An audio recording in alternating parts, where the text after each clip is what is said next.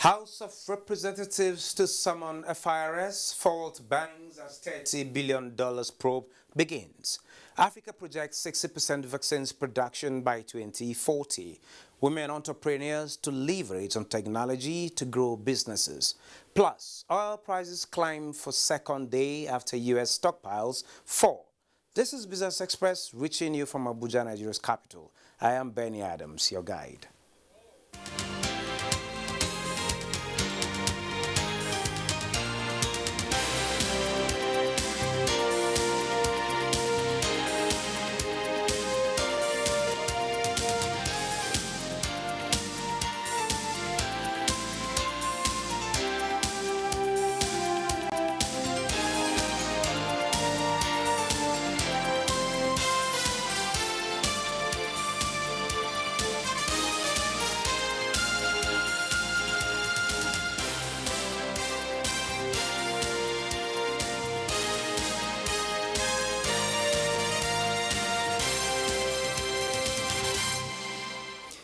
Good to have you join us on business at this particular point in time, and we start by telling you that the House of Representatives Finance and Banking Joint Committee investigating over $30 billion annual revenue leakages has again stressed its determination to block the loopholes and address foreign exchange infractions. The Joint Committee stated this while listening to presentations by banks allegedly involved in the leakages. The report. Among the issues raised by the committee were concealment and non-disclosure of crude oil lifting due for taxation, multiple allocations to holders of foreign inflow certificate of capital importation, and disappearance of naira proceeds of foreign inflows from accounts of Nigerian beneficiaries, among others. The committee vowed to extensively review all identified infractions. Export proceeds for both oil and other commodities repatriation by exporters meant to reflate the economy, which were diverted by selling directly to other customers without corresponding taxes paid. The committee will be starting with all the banks that hold the accounts of all the foreign companies. These measures shall in foreseeable future lead to plugging all revenue loopholes towards saving the country from recurring upsurges in foreign exchange rates. Representatives of the invited banks say large number of transactions mentioned did not attract withholding tax, and where applicable, evidence of tax receipts are available. Withholding tax for purposes of this amount that has been alleged here applies only to dividend remittances and interest on loan repayment as guided by Foreign Exchange Miscellaneous Act and the FX Manual. The committee has adjourned till next week for continuation of the investigation. From the National Assembly, Dayo Gunshola. The 2021 supplementary budget of 895.8 billion naira transmitted by the executive to the National Assembly will be passed 2 weeks from now. Also to be passed within the same period are the Petroleum Industry Bill and the Electoral Act Amendment Bill. National Assembly correspondent Lami Ali reports that the Speaker, House of Representatives Femi Gbajabiamila, said this when the House reconvened plenary.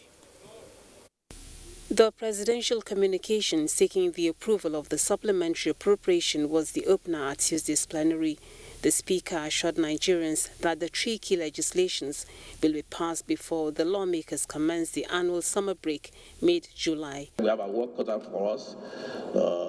There's so much to do, so it's going to be a heavy load, including the supplementary budget. 2 weeks is a very short time, but we must do this work and we must do it thoroughly.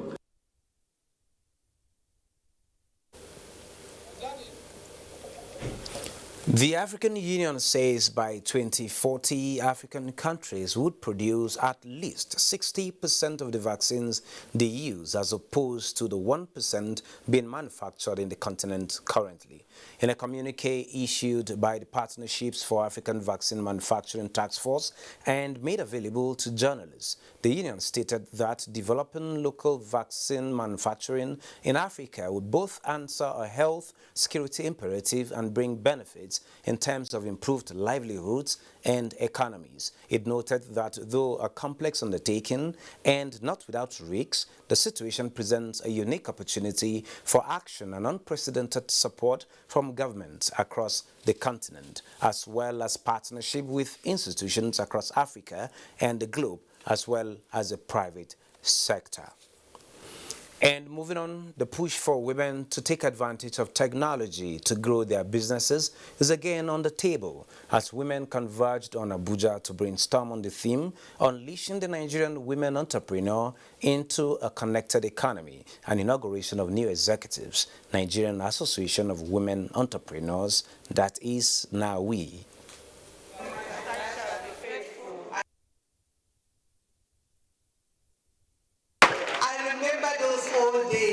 During late Maria Babangida, when she first inaugurated us, she laid a solid foundation for all of us to be where we are today. We can continue to train our generation, a general population, and indeed women, on adopting technology for more effective and efficient entrepreneurial activities. New and improved products, services of technology from entrepreneurs enable new markets to be developed and new wealth to be created.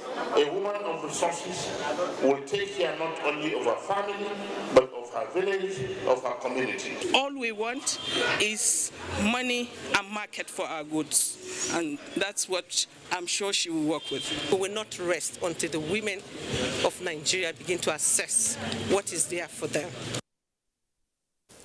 Smart partnership, right policies, and strong political will are some of the pathways required for significant transformation of food system in Nigeria. These were part of the recommendations presented at the National Dialogue on the United Nations Food System Summit in Abuja. Adebola Brooksland Sunday reports. Food is one of the three fundamental needs for man's survival. It was observed after a series of exploratory dialogues that food systems in Nigeria are fragile and inequitable as a result of security threats. This consolidatory dialogue is leveraging on findings from the national dialogues across the 6 geopolitical zones of the country. Deputy Secretary General of the United Nations, Amina Mohammed, said infrastructure will be essential to achieving the set goals for both short and long-term plans. Rural communities have identified the importance of market access, enhanced extension services, and better financing arrangements. I call upon all stakeholders to join the efforts and to support the government and the people of Nigeria.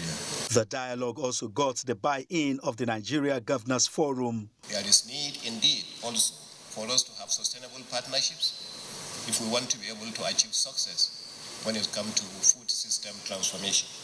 Government is working to create a secure environment for farmers and the entire population so that we can work in peace and keep country on the right track towards achieving our food sustainability.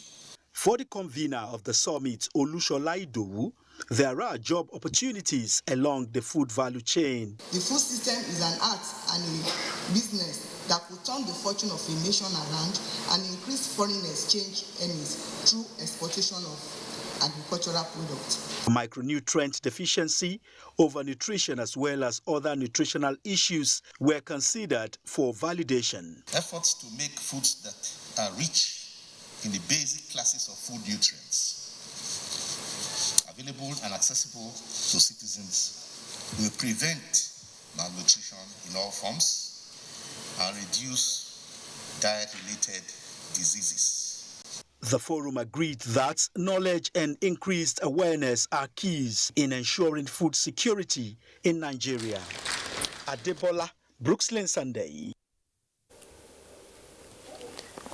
And now to the conversations. Joining me to discuss rising food prices in the country is Uche Uwaleke, Professor of Capital Market and President, Association of Capital Market Academics of Nigeria.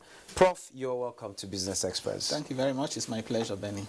Well, Prof, the inflation figures, what we have, according to the NBS, we have food inflation rate falling by 22.95% from 22.75%.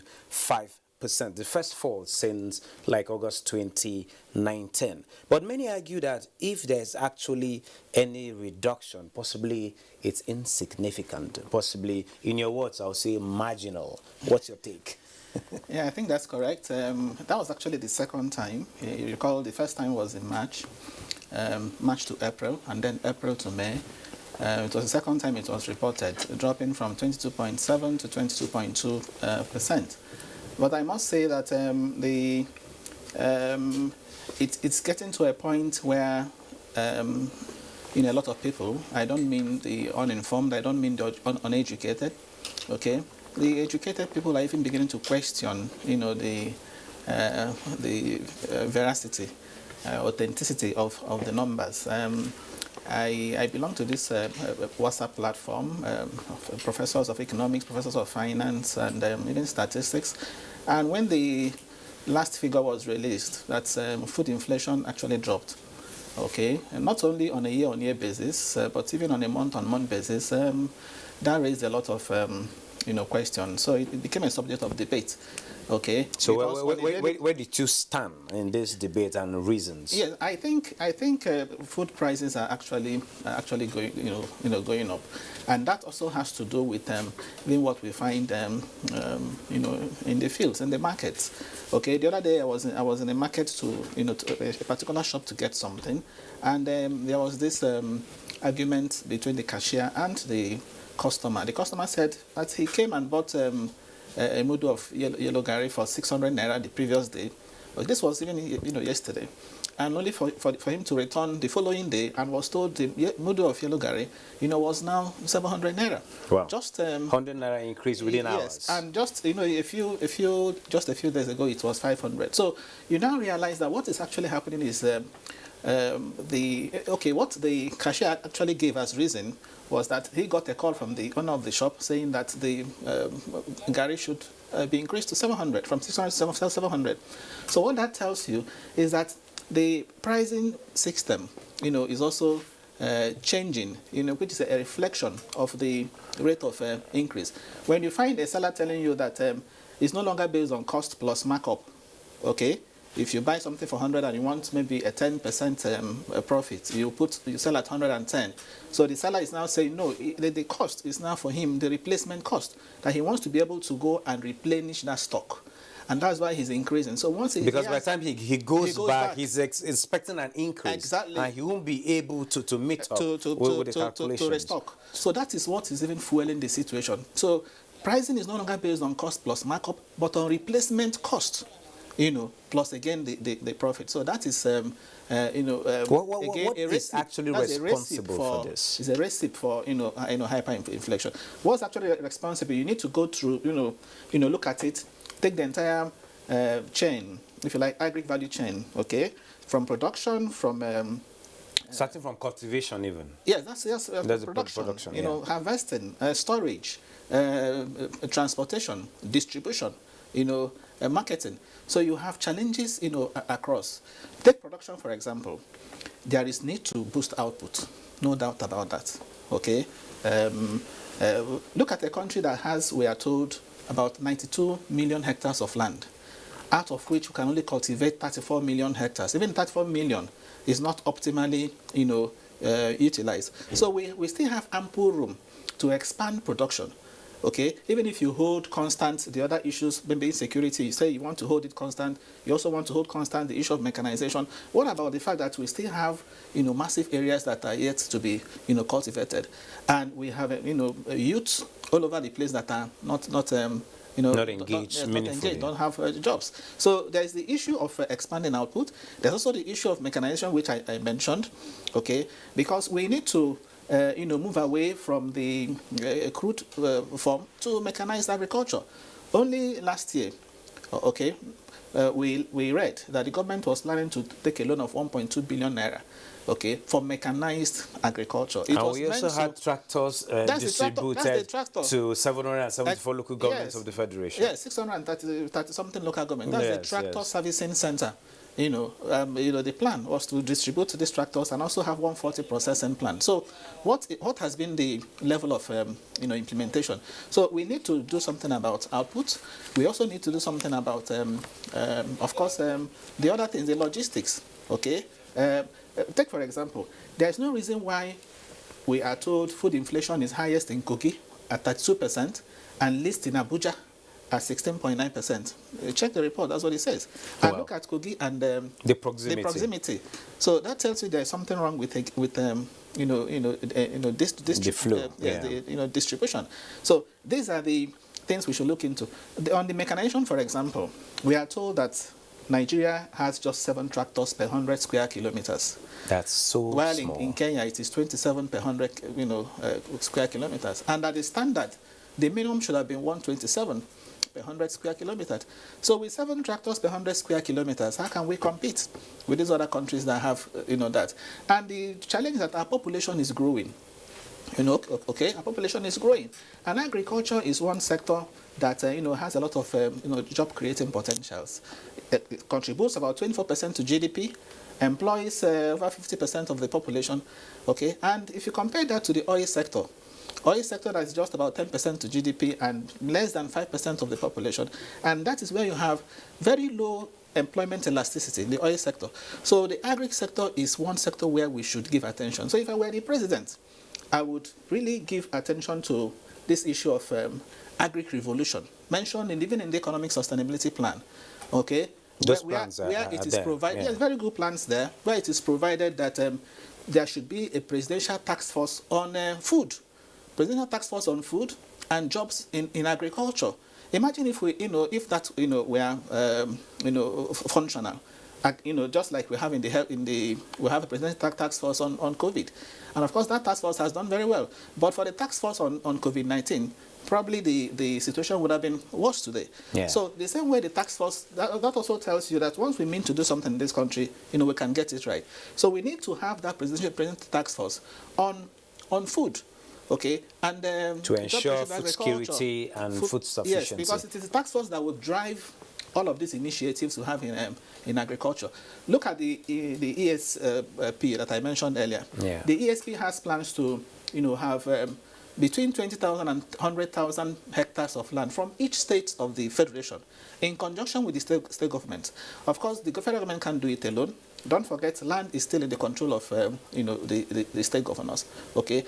Okay, Prof. It's obvious. Yes. These challenges are unending. Yes. With the interventions that have come into play, how has that impacted in ameliorating some of these challenges you've highlighted? Yes, the interventions, because of the magnitude of the problem, okay, compounded by insecurity. So the interventions don't appear to be yielding significant results. The impact that should be seen. Like the CBN intervention is very fantastic. Anchor Borrow program, has been adjudged, to be successful. But for me, they are stopgap measures, and they are still, tokenish, given the magnitude of the problem. Only recently, the central bank released first it released 27,000 metric tons of paddy rice. Okay. And then maize came in too. Maize also came in. So yes, we expect that these interventions, should help to bring down food price. But they are just stopgap measures. Okay, the measures I talked about earlier actually medium to long-term measures that will really address the problem of food insecurity, in Nigeria. So the issue now has been gone beyond. People are no more bothered about nutrition security. Okay, it's just what to get food, to fill the tummy, just food security, and just fill exactly. So a country where you have over 30 million people, going to bed and hungry. So the challenge is actually food security. We're not even saying the quality of that. Okay, talking about food security, yes. Nigeria is moving to become the largest producer of fertilizer. Would this help in food production? Of course, it will help. It will help, especially if the farmers themselves, okay, have access to these, to these fertilizers. Okay, not just fertilizers, but farm inputs generally. In general. That's why I talk about, farm inputs. I also talk about access to extension services. I also talk about, the issue of even research. funding research in agriculture. Again, if I were the president, I would make the study of agri-science in our tertiary institutions, I would make it free, free of charge to incentivize youth to go into science. And as they're finishing, as they're graduating, you encourage them to form cooperatives and ensure that they have access to interest-free loans. To be able to go into... Thank God for surviving COVID-19, where we have 5% as the interest rate on all the interventions that are going on, particularly for MSMEs. Yeah, beautiful. Thank you so very much, Professor Uche Owaleke, for sharing your thoughts with us. I think this is something we should do more and more. Thank you, Benny. My pleasure. Moving on, gold heads for worst monthly decline since 2016. Let's see the commodities market.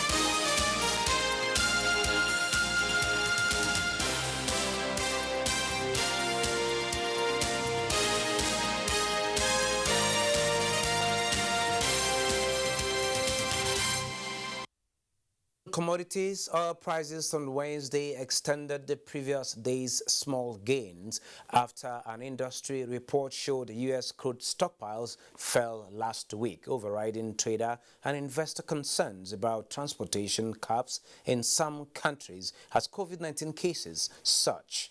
Brent crude was 42 cents at $75.16 a barrel after edging higher on Tuesday. U.S. crude was up 53 cents at $73.51 a barrel, having risen 0.1% in the previous session. Asia markets mixed. Drug maker Hutchmed debuts in Hong Kong. Basidable has global market update.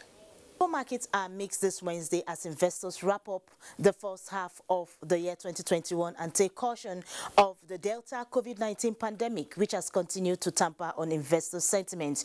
European stocks pulled back as the pandemic and inflation concerns lingered, but we're still on course for a strong first half of the year. DAX dropped 1.37%, FTSE 0.82% to close 7,021.38, and CAC 40 also dipped 1.24% to close 6,486.16. Meanwhile, major Asia markets were mixed by the close of Wednesday. Mainland Chinese stocks also appreciated slightly, with the Shanghai Composite topping 0.5% to close 3,591.2, while Hang Seng Index depreciated by 0.57% to close 28,827.95, and the Nikkei also dipped 0.7% to close 28,791.53. U.S. stock futures were slightly lower Wednesday as the markets get set to close out a winning first half of 2021 and second quarter. Futures on the Dow Jones Industrial Average topped 0.03%. S&P 500 also topped 0.03% likewise, and the Nasdaq Composite 0.19%. For Africa, most stocks are negative as investors look forward to a more bullish market in the second half of the year. For Nairobi's all share, it was 0.15% higher at 172.09, while Tunisia's Tunidex, Namibia's overall index, Ghana's GSE Composite, and South Africa's JSE Africa Top 40 were negative. That's the market review on the global markets. I am Boss Deable. Back to... And from the global markets, the Nigerian Stock Exchange closed transaction positive, with the all-share index appreciating and pegs at 37,907.28 basis points. 3,522 deals with a volume of stocks at 22.3 million exchange hands and valued at 3.231 billion naira. Equity cap was pegged at 19.76 trillion naira. Let's take a trip to the currency market and see how the naira is exchanging for other currencies.